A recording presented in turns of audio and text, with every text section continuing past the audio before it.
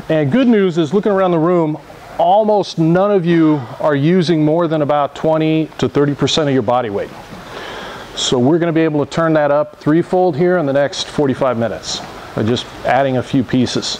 And at first it's going to feel a little awkward if you're not used to holding this way.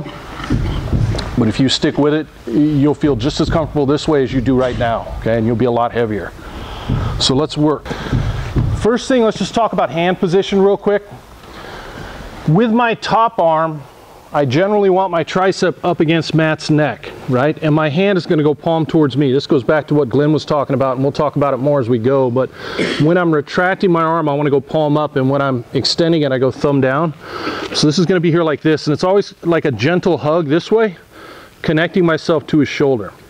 That's going to be very important as we go, but it also just makes it very hard for him, if not impossible, to push me towards his legs. When your arm's up here like this, they can just start shoving you down this way and creating space. So this is here, and as he moves, I want to feel that connection to my triceps, so if his head starts to move towards my body, naturally that should follow. Okay, I'm not going to ever let him get space.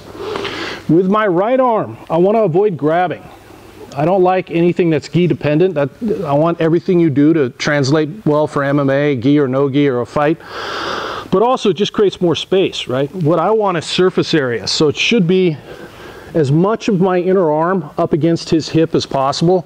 And just like with the shoulder, I'm kind of here and I'm hugging it like this and staying tight, okay? My sternum for now is just going to go right over his sternum, which is generally where I'm going to land when I pass. So this is my hand position. As he moves a little bit, my hands need to stay in that spot. Okay, I'm never going to give him space. And you'll see I'm not grabbing with my right hand. It's just underneath, right? Just a gentle hug like this. So that's my positioning. Now let's talk about weight, okay? When I'm like this, Matt's not really carrying any of my weight because most of my weight is on my knees. And this is how most of you are holding, okay? So the first rule I'm going to give you, and it's real simple, is I don't want your knees or your butt to touch the mat, okay? When we're holding and I'm keeping all my weight on mat, my knees are going to be off the mat. My legs are going to be slightly bent, okay? It's going to look actually a lot like the posture Matt worked inside closed guard today. So first thing is, you can kind of feel what my weight feels like here, Matt.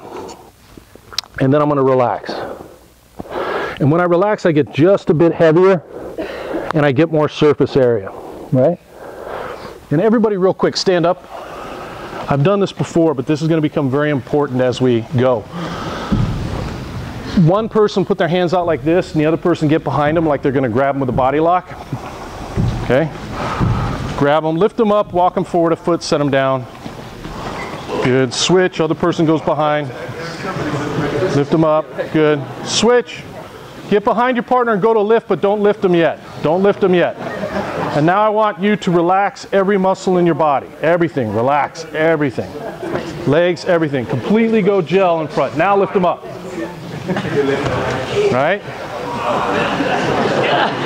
Good. When your upper body is tense, you're going to be lighter. Plus you become like a board. Your partner pushes on one part of your body, your whole body moves and lifts up.